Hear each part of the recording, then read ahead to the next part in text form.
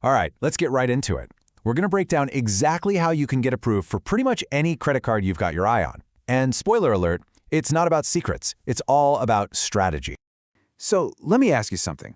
Have you ever been denied for that one credit card you really wanted?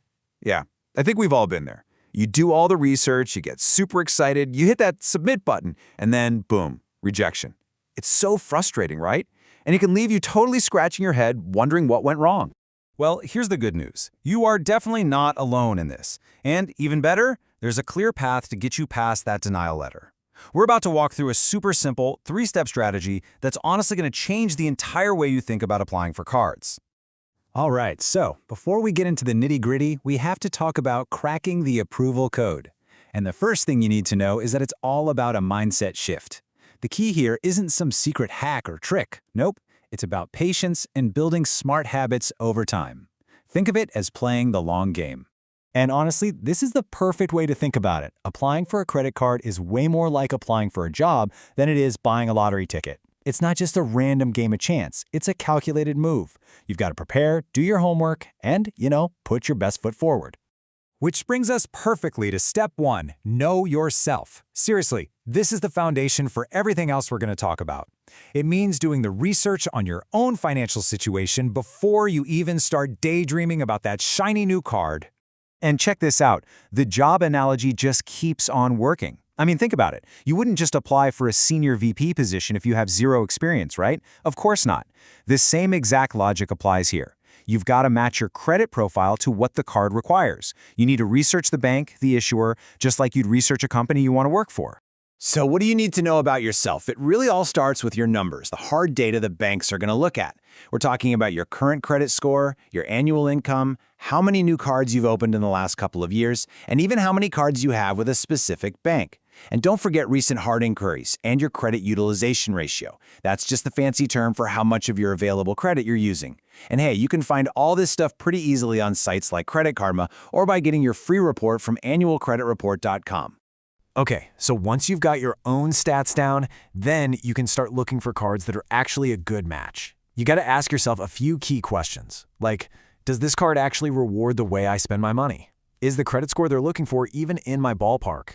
And super important, are there any specific non-negotiable rules from this particular bank I need to know about?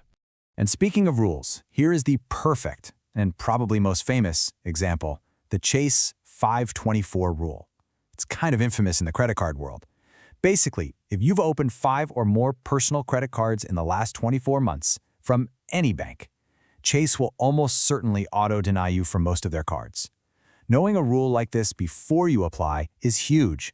It saves you from a totally wasted application and an unnecessary hit to your credit score. All right, so you've done your homework, you know your profile, you've got a target card in mind. Now we move on to step 2, optimize your odds. This is the action step. This is where you take everything you just learned and start actively building a stronger profile to really boost your chances of getting that yes. Now, what's important to remember is that this step is going to look a little different for everyone, depending on where you are in your credit journey. If you're just starting out, optimizing is all about patience. It's about building a solid foundation, maybe with some no annual fee cards and just letting your score and history grow. But if you're a bit more experienced, optimization gets more strategic. It's about managing those issuer rules we talked about and maybe even shifting credit limits between your existing cards to make space for a new one. And we can't talk about optimizing without talking about income. Your income is a huge factor, especially when you're aiming for those premium top-tier cards. Here's a real-world example. The Chase Sapphire Reserve is a Visa Infinite card. That means it has to have a minimum credit limit of $10,000. So if the bank looks at your income and doesn't think it can support that kind of limit, well, you're probably going to get denied. Okay, which brings us to the moment we've all been waiting for. Step 3, the application itself. You've done the prep work, you've optimized your profile, now it's finally time to put all that hard work to the test and hit submit. So right after you apply, you're going to get one of 3 immediate answers. You've got instantly approved, that's the one we all want, right? Then there's instantly denied, which is a total bummer, and then there's this middle ground, pending further review. Now, if you get that one, don't panic. It usually just means they need a few days to take a closer look. But what happens if you do get that instant denial? Well, for most people, this is where the story ends, but not for you, because you have a secret weapon. let's talk about the single best way to turn a no into a yes. Here's the thing you have to remember. A denial isn't always the final answer, not by a long shot. You need to stop thinking of it as a final verdict and start thinking of it as the beginning of a conversation. And that conversation happens on what's called the reconsideration line. It's exactly what it sounds like, a dedicated phone number where you can call up and speak to an actual human, a credit analyst, and ask them to take a second look at your application. You do need to act pretty quickly, though. Most banks give you about a 30-day window to call and get your application reconsidered. If you wait any longer than that, you'll have to start all over with a brand new application, and that means another hard pull on your credit report. So, when you make that call, here are the do's. This is your game plan. First and foremost, just be nice and polite. You're talking to a real person who can help you. You'll want to highlight your good credit history. Talk about your on-time payments. Explain exactly why you want the benefits of this specific card. And here's a pro tip. If they say they can't give you more credit, offer to move some of the credit limit from another card you have with them over to this new one. And just as important, here are the don'ts. Whatever you do, don't get angry or demanding. And please, don't make the conversation all about the sign-up bonus. The banks, they really don't care about that. Of course, don't lie about any of your information. And finally, don't give up at the first no. Sometimes you just need to hang in there and plead your case. When it comes right down to it, just remember this. You've got nothing to lose.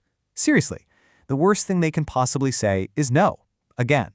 Making that call only costs you a few minutes, and it's wild how many people just never even try this step. So let's put a bow on this. The key to approval really isn't about luck or crossing your fingers. It's about having a smart, strategic framework. It's about research, optimization, and honestly, a little bit of persistence. And this is it. This is the whole framework. Step 1, identify your profile and the cards you're targeting. Step 2, optimize your financial standing. Step 3, apply with all the confidence that comes from being prepared. And don't forget that bonus step. Use that reconsideration line if you get denied. It's a simple, repeatable process that puts you back in the driver's seat. So now you have the playbook. The only real question is, are you ready to stop guessing and start applying strategically?